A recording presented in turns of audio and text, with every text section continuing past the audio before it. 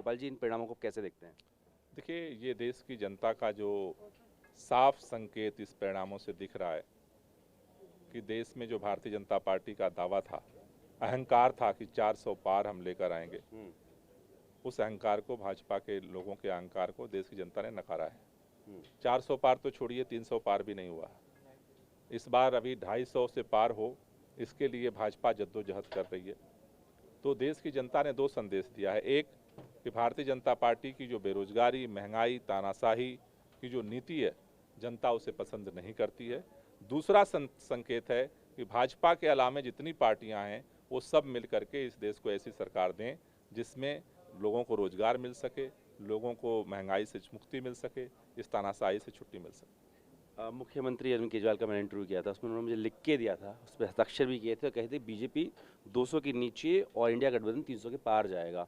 तो आपका दावा भी सही नहीं बैठ रहा है? देखिए, मेरे ख्याल से एग्जिट पोल में 400 पार का जिस तरह से माहौल बनाया गया, तो मेरे ख्याल से हमारा जो अनुमान था उसके हिसाब से 10 सीट कम बेसी हुई है।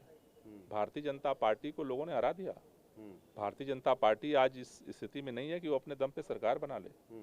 जनता का जनादेश यही था और अभी भी कई सीटों पे फाइट चल रही है। मेरे ख्याल से 15-20 सीटें ऐसी हैं जहाँ पे क्लोज फाइट चल रही है। तो अभी शाम आते आते मेरे ख्याल से इन चीज़ों में और आंकड़ों में परिवर्तन दिखेगा।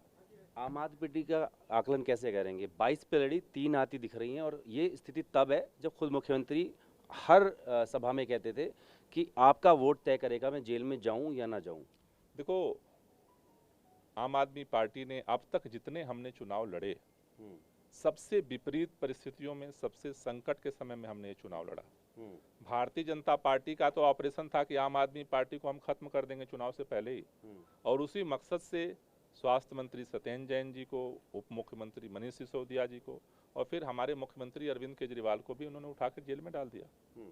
लेकिन मैं दिल्ली के सभी कार्यकर्ताओं को बधाई देना चाहता हूं कि उन्होंने अपनी एकता के दम पर, अपने हौसले के दम पर जिस तरह से इस चुनाव में भारतीय जनता पार्टी को कड़ी टक्कर दी है, ये मेरे ख्याल से काफ़ी लंबे समय तक, चुनाव हमने बहुत लड़े हैं, याद रखा जाएगा, और भारतीय जनता पार्टी में जो जीत का मार्जिन है मुझे लग रहा है कि काफ़ी जो है वो कम होने जा रहा है।